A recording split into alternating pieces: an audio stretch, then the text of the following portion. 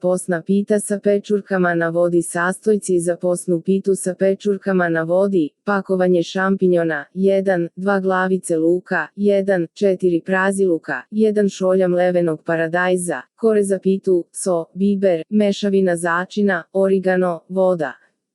Posna pita sa pečurkama na vodi se priprema na sledeći način: luk, praziluk i pečurke sitno iseckati.